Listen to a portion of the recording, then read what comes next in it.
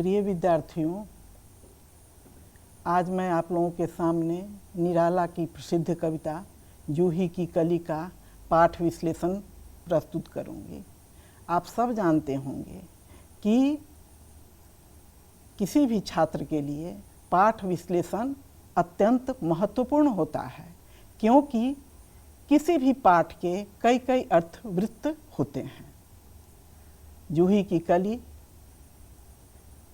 मुक्त छंद की कविता है और निराला ने अपनी इस कविता के माध्यम से हिंदी काव्य में अपने विद्रोह की शुरुआत की थी। यह अत्यंत उत्कृष्ट कविता है।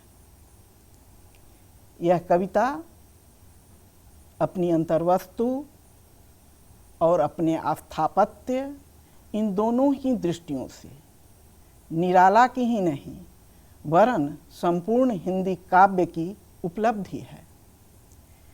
यह एक प्रकृति कविता है। इसमें मुक्त प्रेम की व्यंजना हुई है, लेकिन प्रकृति के माध्यम से। इसमें नायिका प्रस्तुत नहीं है, प्रस्तुत है जूही की कली। नायिका जो है वह अप्रस्तुत है और यही इस कविता की विशेषता है।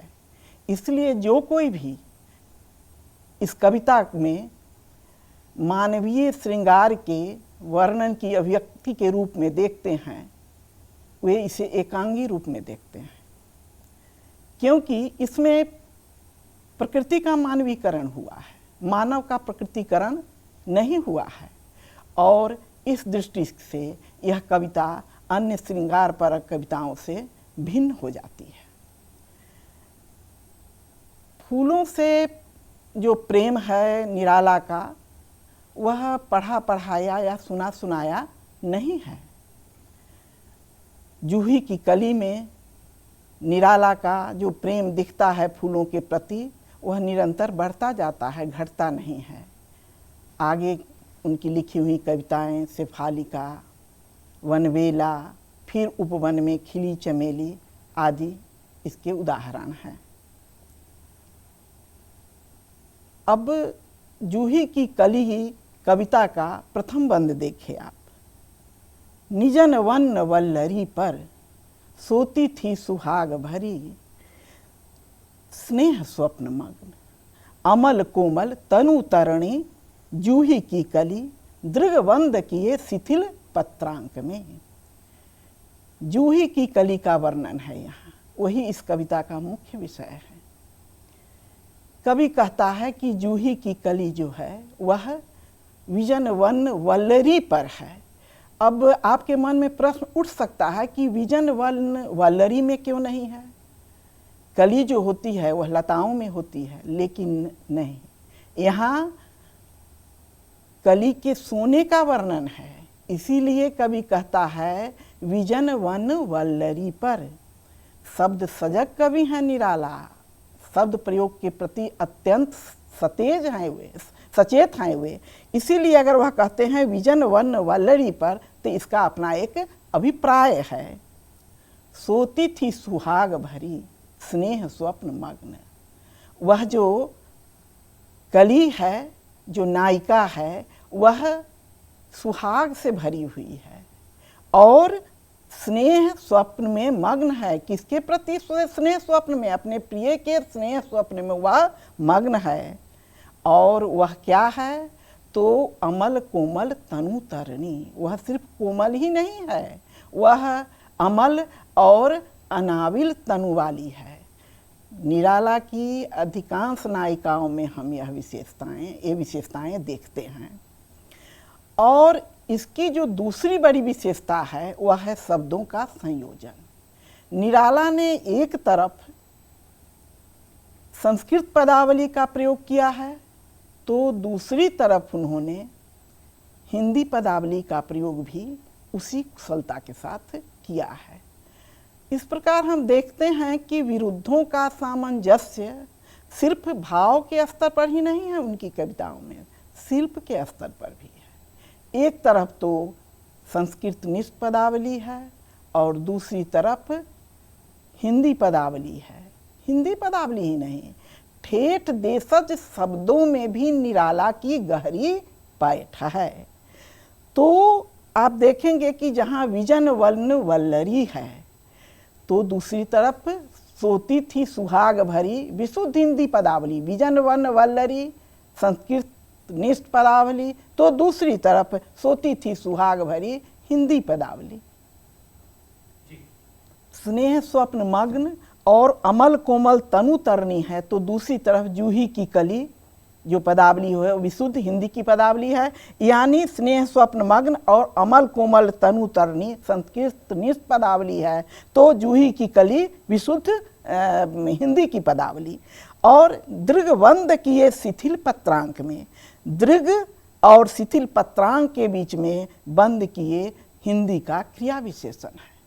तो संस्कृत निष्ठ पदावली के कारण जहाँ इसमें गुरुता आती है कविता में, जहाँ एक नाद सुनाई देता है, इसका स्तर ऊपर होता है, वहीं दूसरी तरफ हिंदी पदावली के प्रयोग से पाठक इस कविता के प्रति आत्मीयता का बोध करते हैं और लगता है कि वे किसी निकटस्थ कवि को सुन रहे हैं, जान रहे हैं, किसी दूरस्थ कवि को नहीं, वे कोई आर्षवाणी नहीं सुन रहे हैं, अपने प्रिय कवि की वाणी सुन रहे हैं। तो संस्कृत निष्ठ पदावली और हिंदी पदावली दोनों के प्रयोग से उन्होंने इस कविता के स्थापत्य को अत्यंत विलक्षण और अद्भुत बना दिया है। उसके बाद कवि कहता है, वासंती निशा थी विरह विधुर प्रिया संग छोड़ किसी दूर देश में था पवन जिसे कहते हैं मलयानिल। अब दूसरे बंद में जूही की कली जो नायिका है उसके नायक की चर्चा है जो मलयानिल है।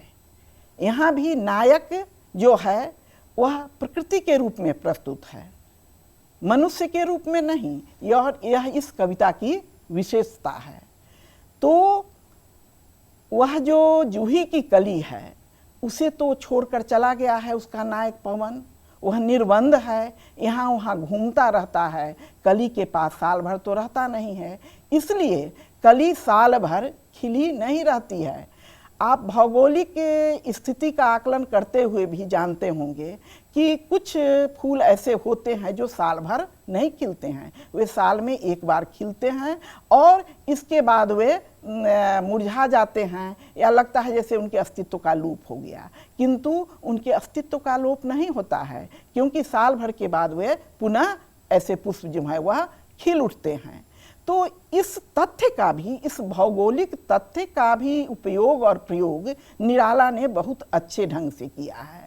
उन्होंने दिखाया है कि जूही की कली जो है वह तब तक नहीं खिलती है जब तक कि उसका जो नायक मलयानिल है वह नहीं आ जाता है।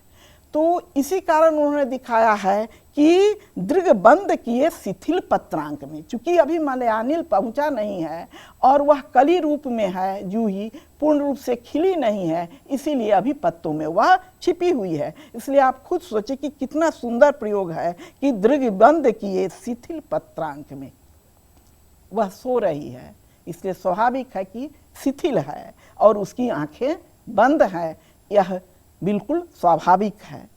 और फिर आगे देखिए, वासंती निशा थी विरह विधुर प्रिया संग छोड़ किसी दूर देश में था पवन जिसे कहते हैं मलयानिल। मेरे गीत और कला में खुद निराला ने कहा है कि यह कविता बंगाल में लिखी गई थी क्योंकि जूही बंगाल में ही बसंत में खिलती है। निराला ने स्वयं कहा है कि यूपी में जूही ग्रीष्म और वर्षा की ऋतु में खिलती है, यह एक भौगोलिक तथ्य है। तो इससे भी यह साबित होता है कि यह जो जूही है वह बंगाल की है, क्योंकि भौगोलिक स्थिति के अंतर से फूलों के खिलने, एक ही फूल के खिलने का समय अलग अलग हो जाता है, इसलिए इसकी प्रामाणिकता के लिए यह तथ्य भी जो है वह बिल्कुल युक्ति संगत है। और मलयानिल के प्रयोग से भी इस तथ्य की पुष्टि हो जाती है कि यह जो जूही है वह बंगाल की है। क्योंकि आप सब जानते होंगे कि मलयानिल के विषय में कहा जाता है कि वह कहाँ होता है, दक्षिण में होता है, दूर देश दक्षिण में, जहाँ मलय पर्वत पर चंदन के वृक्षों से रगड़ खाकर जब मलयानिल चलता है तो उससे सुगंध की सृष्टि होती है। तो मलयानिल की चर्चा से भी इस बात की पुष्टि हो जाती है कि यह जूही की कली जो है वह बंगाल की है और वासंती निशा है, यह भी बिल्कुल तथ्यगत है। तो विरह विधुर प्रिया संग छोड़, उसके विरह में जो पीड़ित है प्रिया जूही, उसको छोड़कर पवन चला गया है दूर देश में। तो स्वाभाविक है कि वह प्रसन्न नहीं है, वह खिली नहीं है, लगता है जैसे उसका अस्तित्व ही समाप्त हो गया है। और पवन जो है वह तो दूर देश में है, तुरंत पहुंच भी नहीं सकता है ताकि कली खिल जाए। तो जिस पवन को मिलने के लिए आना है जूही की कली के पास, वह सामान्य पवन नहीं है, मलयानिल है। रविंद्र काव्य का अध्ययन अच्छा था निराला का, और रविंद्रनाथ ठाकुर ने भी दक्षिण वातास की चर्चा की है। दूसरी बात कि मिथिला का जो अंचल है वह बंगाल से सटा हुआ है। तो मिथिला जनपद के कवि विद्यापति में भी दक्षिण वातास की चर्चा मिलती है।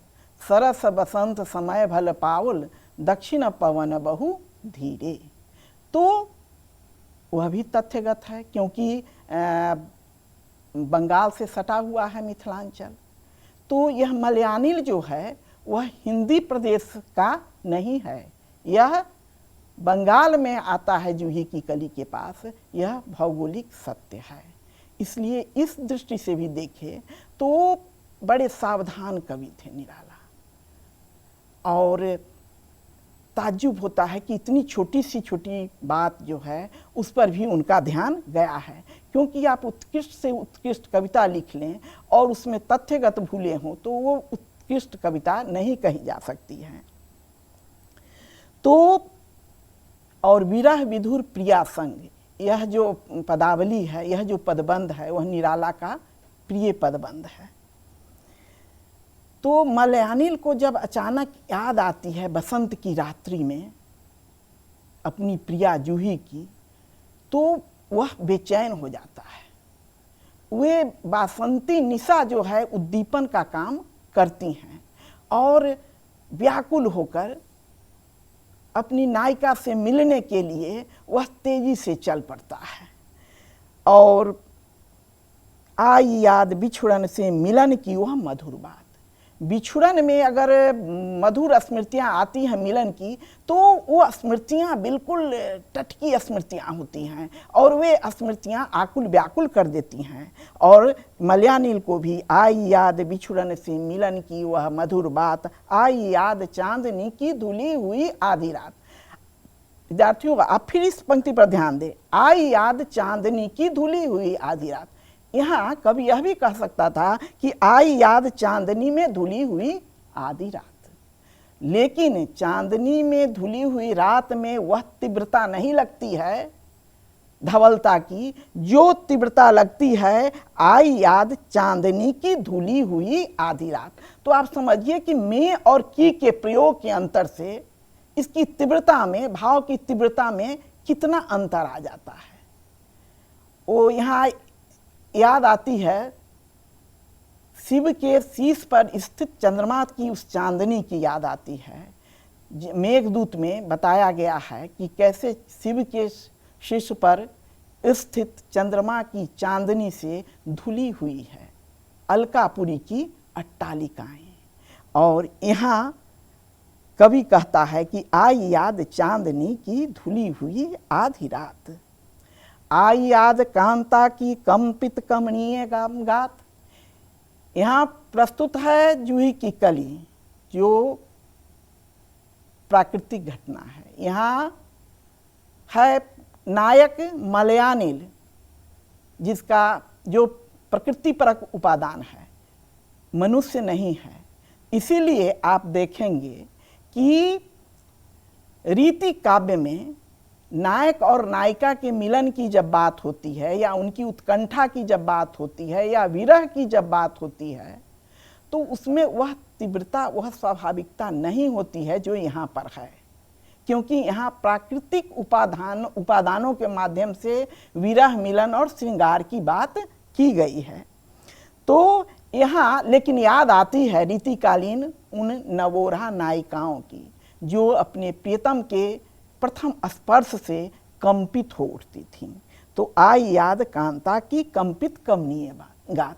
तो जब मलयानिल को प्रथम मिलन में अपनी प्रेयसी के कंपित गात की याद आती है, तब वह और बेचैन हो उठता है और चल पड़ता है उससे मिल। फिर क्या, पवन उपवन सर सरित गिरी गहन गिरी कानन कुंज लता पुंजों को पार कर पहुंचा जहां उसने की केली कली खिली साथ। अब वह रुक नहीं पाता है, किंतु आप यहां देखें कि पवन उपवन सर सरित, ह्रस्व मात्रा वाले वर्णों के प्रयोग से हवा की गति को बिल्कुल उन्होंने सामने प्रतिबिंबित कर दिया है कवि ने। पवन उपवन सर सरित, यहाँ हम हवा की सरसराहट महसूस कर सकते हैं, मलयानिल की सरसराहट महसूस कर सकते हैं। बिल्कुल ह्रस्व मात्रा वाले वर्णों का प्रयोग किया है, किंतु रास्ता सिर्फ मैदानी इलाकों का तो नहीं होता है, वहाँ वन भी होता है, झाड़ियाँ भी होती हैं, उपत्यकाएं भी होती हैं, पहाड़ भी होते हैं। तो मलयानिल की जो गति है वह भी बाधित होती है। आगे देखें, गहन गिरी कानन कुंज लता पुंजों को पार कर, वह सिर्फ मैदानी इलाकों को पार नहीं करता है, नदियों सरिताओं को पार नहीं करता है, बल्कि गहन गिरी कानन और कुंज लता पुंजों को भी पार करता है, जहां उसे अवरोध महसूस होता है। किंतु प्रिया से मिलने के लिए वह ऐसा विकल और बेचैन है कि उन अवरोधों को पार कर वह पहुंचता है कहाँ, अपनी प्रेयसी जूही की कली के पास पहुंचा जहां उसने की केली कली खिली साथ। और तब क्या होता है, कली जो है वह खिल जाती है। तो यह एक भौगोलिक तथ्य है, प्राकृतिक सत्य है, किंतु उस भौगोलिक तथ्य और प्राकृतिक सत्य को निराला ने अपनी कविताओं के माध्यम से मूर्त कर दिया है। किंतु यह इतना आसान था क्या? यह इतना आसान नहीं था। आप कल्पना करें कि कितने दूर देश से आ रहा है मलयानिल, बेचैन है कि जाते ही प्रिया उत्कंठा से मेरा स्वागत करेगी, मुझसे लिपट पड़ेगी, लेकिन प्रिया को तो मालूम नहीं है कि उसका जो नायक है, जिसके विरह में वह बिल्कुल निस्पंद है, शिथिल है, पत्रांक में सोई हुई है और सारी गतिविधियां उसकी मंद है, ऐसा लगता है कि वह निर्जीव हो गई है, उसका अस्तित्व ही समाप्त हो गया है। उसे तो मालूम नहीं है कि वह उसका नायक जो है वह आ रहा है, इतनी बाधाओं को पार करते हुए इतने दूर देश से आ रहा है, इसलिए वह तो बिल्कुल निस्पंद सोई हुई है पत्रांक में। और यहाँ कवि कहता है कि पहुँचा जहाँ उसने की केली कली खिली साथ। तो ये जो दो पंक्तियां हैं अंत में कि पहुंचा जहां उसने की केली कली खिली साथ, तो इसकी पृष्ठभूमि फिर नीचे के बंद में आता है। यह इतना आसान नहीं है। कहा जाता है कि निराला के काव्यों में विरुद्धों का सामंजस्य होता है। विरुद्धों का यह सामंजस्य भाव पक्ष और कला पक्ष दोनों दृष्टियों से है। और यह जो वैषम्य है, ये जो दो विरुद्धों का सामंजस्य है, यह इनकी जो कविताएं हैं उसके अवगुण नहीं है, वह उनकी विशेषताएं हैं, उनकी कविताओं की ये विशेषताएं हैं। और ये विशेषताएं जितना हम निराला काव्य में देखते हैं उतना अन्य किसी के काव्य में नहीं।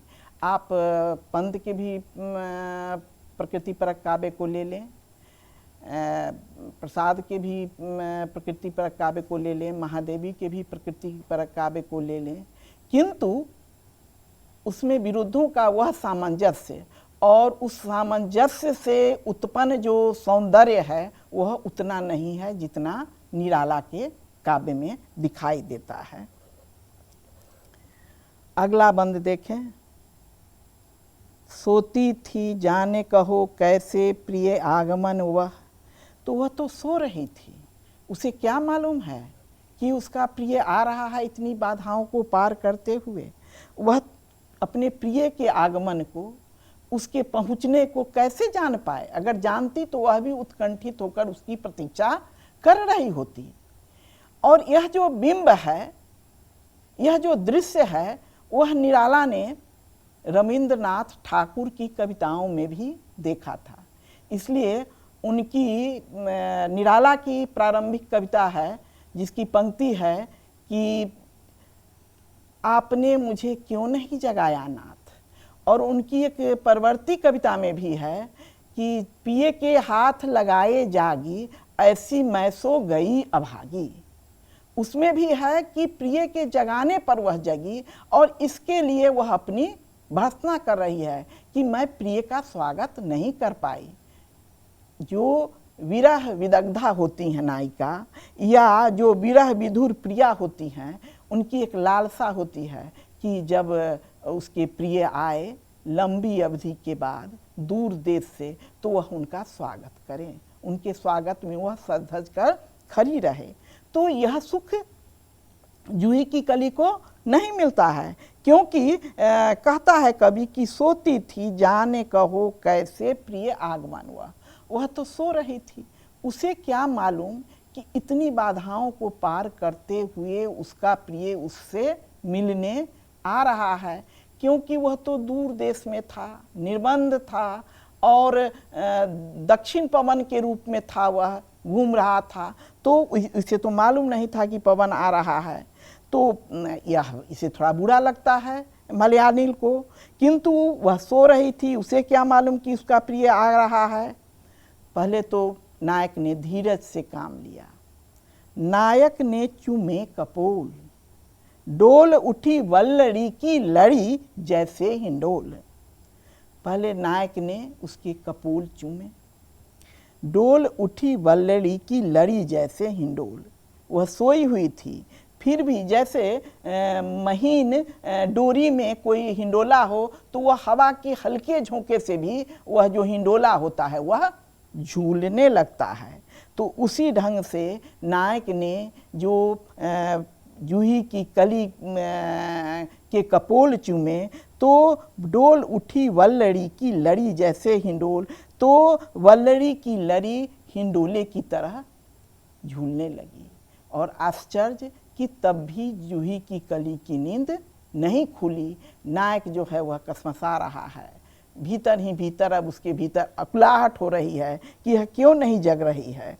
और इससे भी आगे बढ़कर इस पर भी जागी नहीं, चूक क्षमा मांगी नहीं, निद्रालस बंकिम विशाल नेत्र मूदे रही, किम्बा मतवाली थी यौवन की मदिरा पिए कौन कहे। अब कौन जाने कि वह निद्रालस थी या यौवन के नशा में वह चूर थी। यौवन की नशा में इतनी वह मतवाली हो गई थी कि उसकी आँख खुल नहीं रही थी। मदिरा पान करने के बाद भी कहा जाता है कि आँखें जल्दी खुलती नहीं है।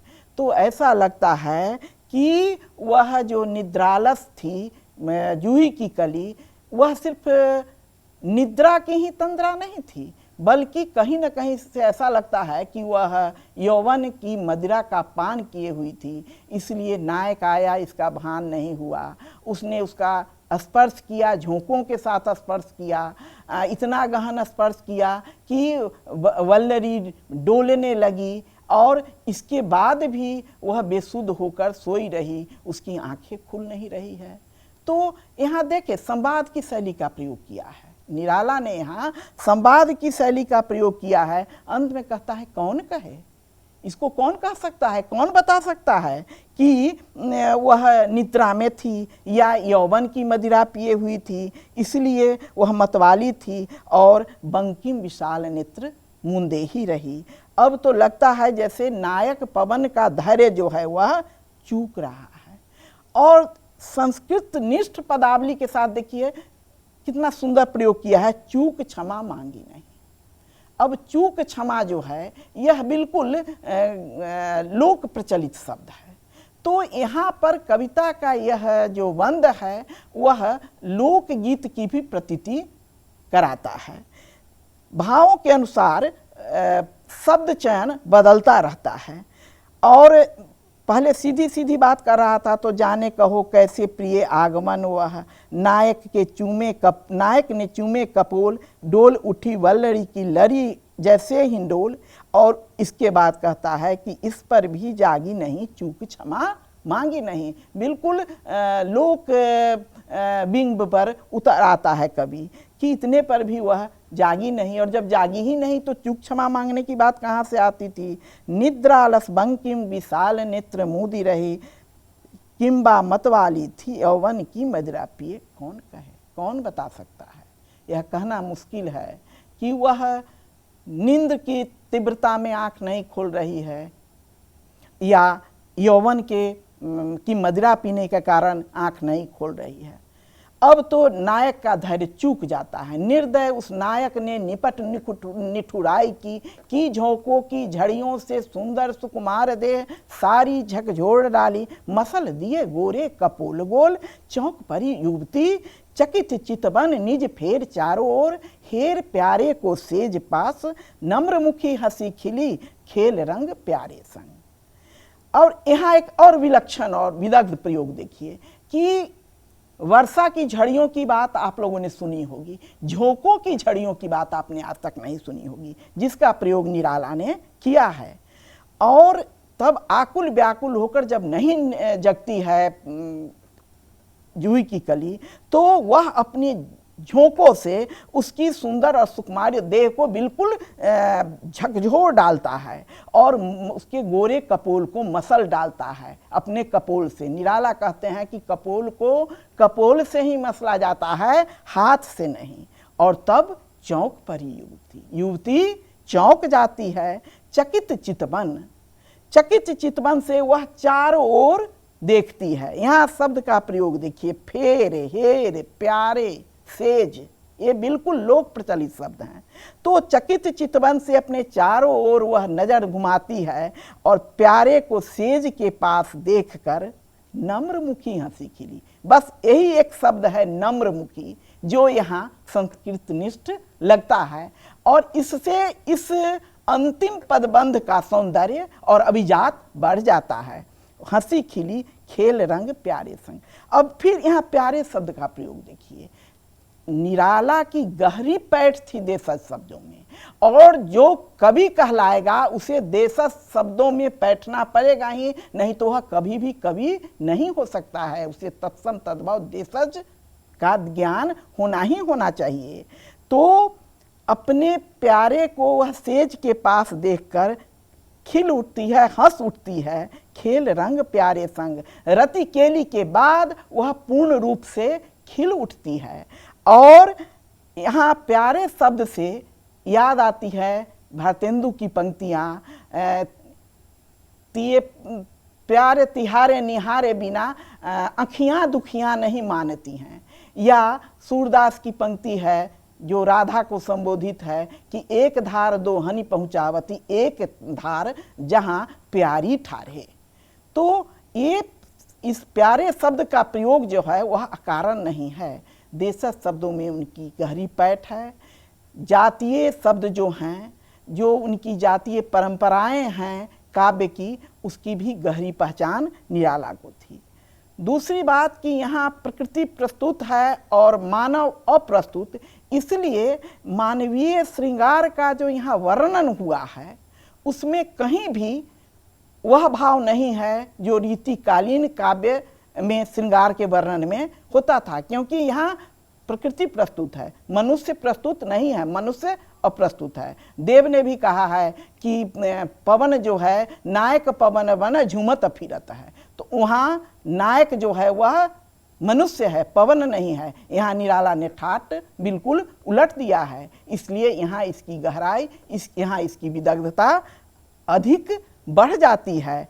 और नम्रमुखी शब्द आप देखिए कि इस अंतिम पदबंध में बिल्कुल लोक प्रचलित शब्दों का प्रयोग हुआ है। वह शब्द हो चितवन हो, फेर हो, हेर हो, प्यारे हो, लेकिन नम्रमुखी हंसी खिली। अब नम्रमुखी शब्द से इस कविता का जो अभिजात है वह बढ़ जाता है, कविता अभिजात बन जाती है और लोकबिंब भी यहाँ प्रस्तुत हो जाते हैं। ये जो हमारे लोकगीत हैं कहीं न कहीं उस परंपरा से भी यह कविता जुड़ जाती है और पाठक इस कविता के साथ आत्मीयता महसूस करते हैं। यह कविता आतंक उत्पन्न नहीं करती है और इसका जो श्रृंगार है वह एकांगी नहीं है।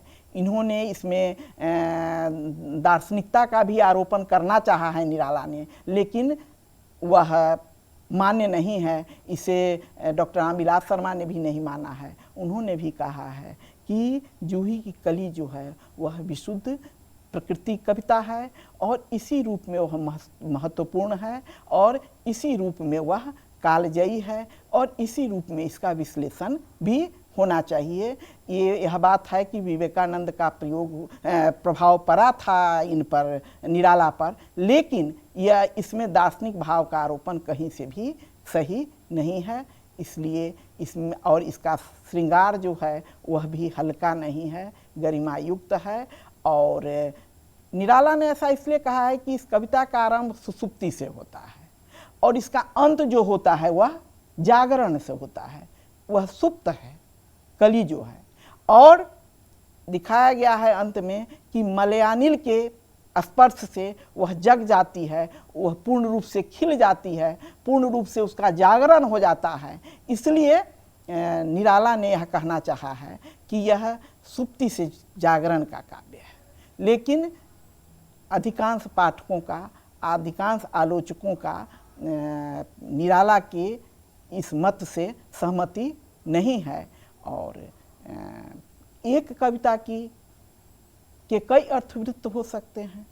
इसलिए किसी पाठ के पुनर्पाठ की ज़रूरत होती है, अंतरपाठ की ज़रूरत होती है, क्योंकि सिर्फ विषय वस्तु से ही कविता का अर्थ द्योतित नहीं हो सकता है। अंतर वस्तु को भी खोलना पड़ता है, उसका विश्लेषण करना पड़ता है, तब जाकर किसी पाठ का पूरा अर्थ सामने आता है। विजन वन वल्लरी पर सोती थी सुहाग भरी, स्नेह स्वप्न मग्न, अमल कोमल तनु तरुणी जूही की कली, दृगवंद किए शिथिल पत्रांक में, वासंती निशा थी विरह विधुर प्रिया संग छोर, किसी दूर देश में था पवन जिसे कहते हैं मलयानिल।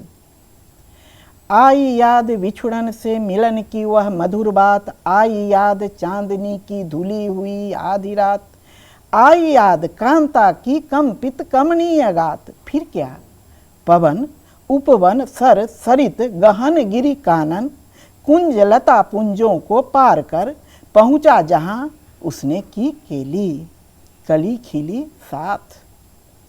सोती थी जाने कहो कैसे प्रिय आगमन वह, नायक ने चूमे कपोल, डोल उठी वल्लरी की लरी जैसे हिंडोल। इस पर भी जागी नहीं, चूक क्षमा मांगी नहीं, निद्रालस मंकिम विशाल नेत्र मूदी रही, किंबा मतवाली थी यौवन की मदिरा पिए कौन कहे। निर्दय उस नायक ने निपट निठुराई की झोंकों की झड़ियों से सुंदर सुकुमार देह सारी झकझोर डाली, मसल दिए गोरे कपोल गोल चौंक भरी युवती, चकित चितवन निज चारों ओर फेर, हेर प्यारे को सेज पास नम्र मुखी हंसी खिली, खेल रंग प्यारे संग।